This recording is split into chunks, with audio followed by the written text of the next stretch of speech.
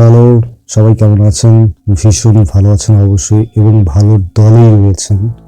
কে কোথা থেকে শুনছেন সেটি অবশ্যই কমেন্ট বক্সে জানাবেন, এবং ঘটনাটি যদি ভালো লেগে থাকে তবে অবশ্যই ইনবক্স করবেন, এবং লাইক শেয়ার তো অবশ্যই রয়েছে। এবং এই ধরনের আরও ঘটনা যদি আপনাদের জানা থাকে তবে লিখে আপনারা অবশ্যই আমার ইমেলে ইনবক্স করতে পারেন। ধন্যবাদ সবাইকে। তো ঘটনাটি শুরু করতে যাচ্ছি। এই ঘটনাটি ঘটেছে আমার সাথে, এবং আমার আরও কিছু বন্ধু বান্ধব রয়েছে, তারাও ছিল সেখানে, এবং তারাও বিষয়টি তারা সাক্ষী ছিল। তখন আমরা হচ্ছে হাই স্কুলে স্টাডি করি। তো আমরা ভীষণ দুরন্ত ছিলাম এবং আড্ডাবাজ ছিলাম।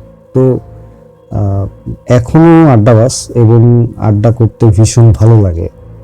তো সে সময় তো বুঝিনি, মানে বিষয়টা বয়স কম ছিল, এবং বিভিন্ন জায়গায় ঘোরাঘুরি করা হতো। তো সেই সূত্রে যেটা হয়, সবাই একসাথেই আর কি থাকা হয়। তো মেইন ঘটনাতে চলে যাই, ঘটনাটি শেয়ার করি। ঘটনাটি যেভাবে ঘটেছে সেটা আপনার আমার আমরা প্রচুর বলেছি, আবারও বলছি বাবাকে, যে আমরা প্রচুর দুরন্ত ছিলাম। তো সেসব স্কুল লাইফে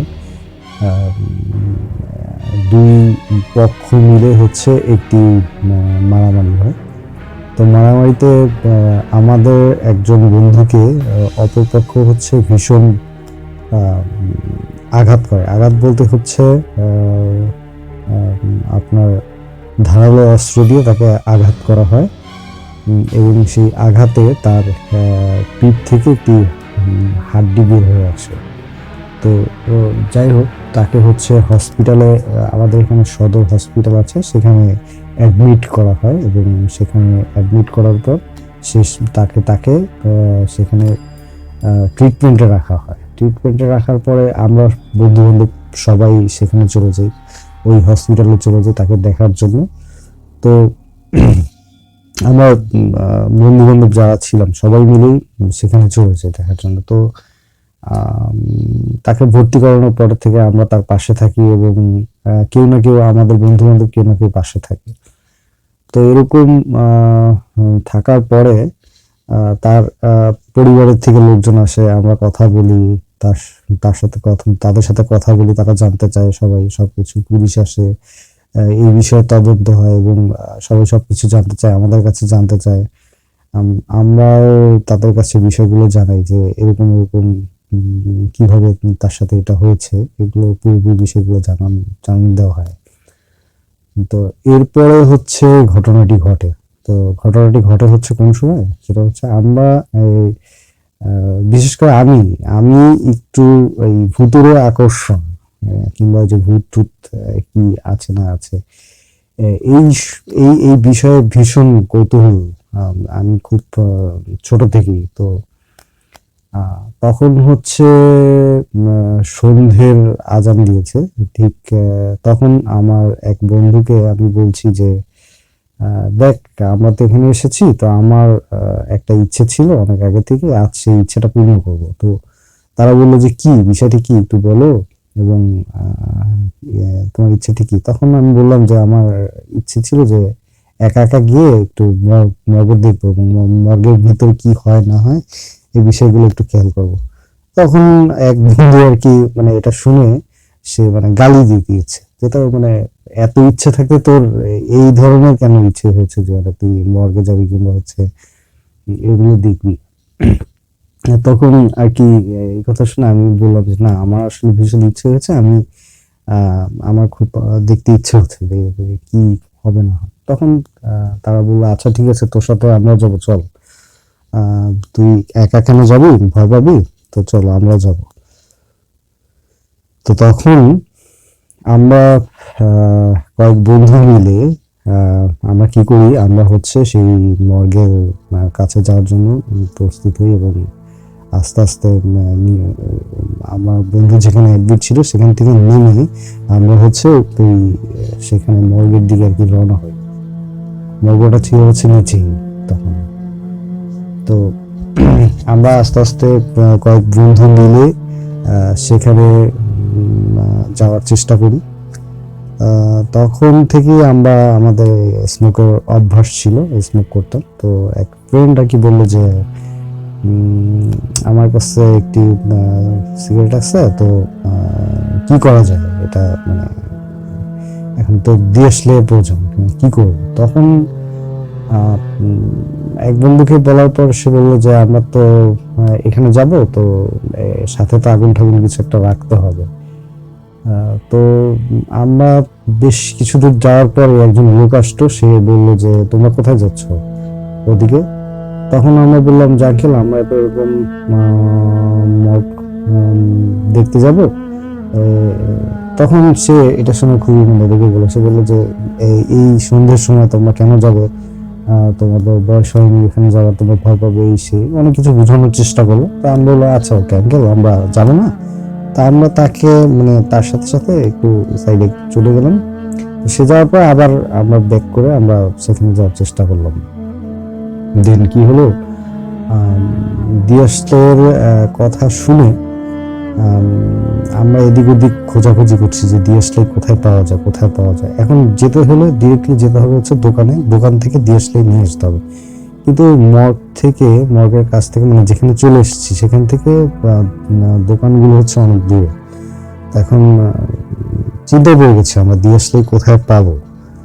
তো এর মধ্যেই যখন আমরা ঠিক মর্গের কাছাকাছি, আমি দেখতে পাচ্ছি ওই মর্গের ওই সাইডের রোড দিয়ে একজন লোক বের হয়ে আসছে এবং তার হাতে দেখা যাচ্ছে কিছু জ্বলছে, এরকম কোনো কিছু দেখা যাচ্ছে। তা আমি দূর থেকে তাকে আঙ্কেল আঙ্কেল বলে ইশারা করলাম, ডাকলাম তাকে। ডাক দেওয়ার পর দেখলাম সে ব্যাক করেছে, সে দাঁড়ানোর পর আমি সাথে সাথে আমি বললাম যে আঙ্কেল একটু দাঁড়ান, এটা বলে আমি তার কাছে চলে গিয়েছি। তার কাছাকাছি যখন চলে গিয়েছি তখনও সে কিন্তু দাঁড়ানো। তো এরপরে আমি যখন কাছাকাছি চলে গেছি তখন দেখলাম সে হাঁটা শুরু করেছে। তো আমি তার পিছু পিছু হাঁটছি, কিন্তু মানে এদিক ওদিক কোনো কিছু আশেপাশে তখন পুরো শুনশান, কোনো কিছু দেখতে পাচ্ছি না। তার পিছু পিছু হাঁটছি, হাঁটতে হাঁটতে হঠাৎ করে আমার ফ্রেন্ড পিছ থেকে আমাকে ডাক দিয়েছে। ডাক দেওয়ার সাথে সাথে আমি যখন তাকিয়েছি, যে আমি বললাম ওইখানে দাঁড়িয়ে বলছি কি ডাকছিস কেন, ঠিক আছে তাহলে তুই কোথায় যাচ্ছিস। তো তখন আমি বললাম যে এই তো আঙ্কেলের কাছে তো আগুন দেখলাম, তো আঙ্কেল আগুনটা দিবে। হ্যাঁ, আমি সিগারেটটা তো ধোয়া দেবো, তো ঠিক। তারপরে বললো মানে তার সাথে সাথে আমি ওই ওনার দিকে যখন তাকালাম তখন দেখলাম আর সে নেই। হ্যাঁ, এটা কিন্তু মানে গল্প বানিয়ে বলছি না, এটা একদম আমার নিজ চোখে দেখা, কিংবা এটা আমি অনুভব করেছি এরকম কিছু। তো এটা হয়েছে, এটা হওয়ার পরে আমি কি করলাম, আমি মানে হতবাক হয়ে গেলাম যখন তাকে না দেখলাম আশপাশ দিয়ে তাকিয়ে।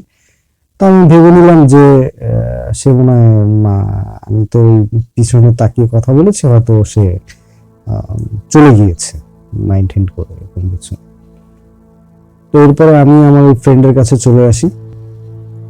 চলে আসার পরে তো বিষয়টা আর কি বলি, তাদের কাছে বলি। তখন বললো যে তোর আসলে বিষয়টা মাইন্ড করছে তো এই কারণে চলে গেছে।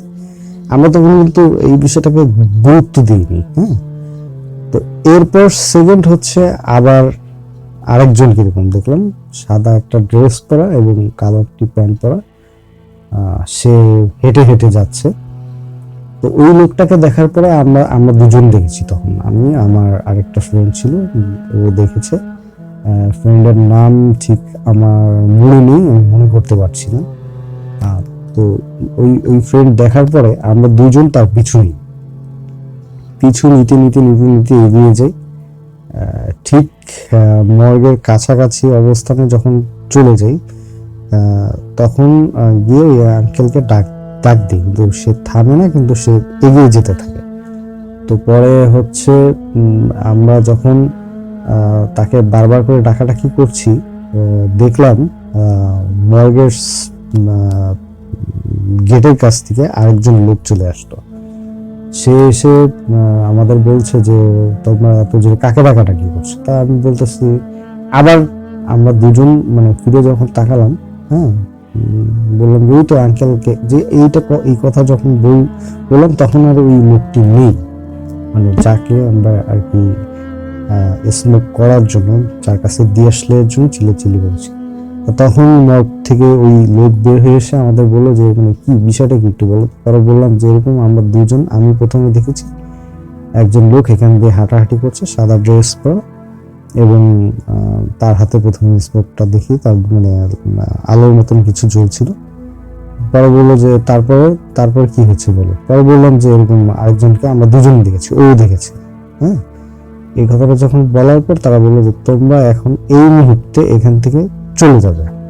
এই জায়গাটা সম্পর্কে কি তোমরা জানো যে এখানে কি হয় না হয়?